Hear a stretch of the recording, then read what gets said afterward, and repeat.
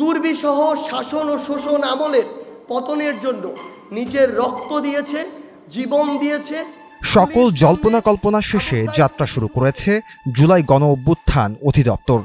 বৈষম্য বিরোধী ছাত্র জনতার গণ অভ্যুত্থানের ইতিহাস সংরক্ষণ, নিহতদের পরিবার ও আহতদের পুনর্বাসন এবং অভ্যুত্থানের আদর্শকে রাষ্ট্রীয়ভাবে প্রতিষ্ঠিত করতে জুলাই গণ অভ্যুত্থান অধিদপ্তর গঠন করেছে অন্তর্বর্তী সরকার। সোমবার এই অধিদপ্তর গঠন করে গ্যাজেট প্রকাশ করেছে সরকার।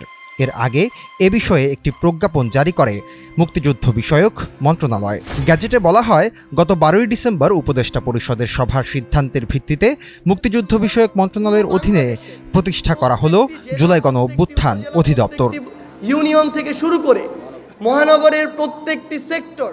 এর আগে গত 28 ডিসেম্বর জুলাই গণ অভ্যুত্থানের ইতিহাস সংরক্ষণ ও শহীদদের আত্মত্যাগের স্বীকৃতিস্বরূপ অধিদপ্তর প্রতিষ্ঠার লক্ষ্যে মুক্তিযুদ্ধ বিষয়ক উপদেষ্টা ফারুকী আজমের সভাপতিত্বে আন্তঃমন্ত্রণালয় সভা হয়। এই সভায় মুক্তিযুদ্ধ বিষয়ক মন্ত্রণালয়ের আওতাধীন অধিদপ্তর গঠনের নীতিগত বিষয় নিয়ে সিদ্ধান্ত হয়। এরপরই এ বিষয়ে অনুমোদন প্রদান করে উপদেষ্টা পরিষদ। বান্ডেল থাকলে প্রতি সেনমানিতে টাকা বাঁচবে। বিকাশ সেনমানি বান্ডিল কিনে জিতুন প্রতি লেনদেনে।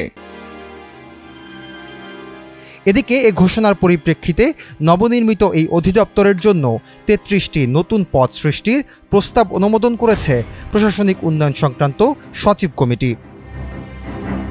এর আগে গত জানুয়ারিতে জুলাই গণ অভ্যুত্থান অধিদপ্তর গঠনে 63টি জনবল চেয়েছিল মুক্তিযুদ্ধ বিষয়ক মন্ত্রণালয় এবং অধিদপ্তর মনিটরিংয়ের জন্য 27টি জনবল নিয়ে একটি পৃথক জুলাই গণ অভ্যুত্থান অনুবিভাগ গঠিত হবে বলে সিদ্ধান্ত হয়েছিল। Sumit Saha, NTV online.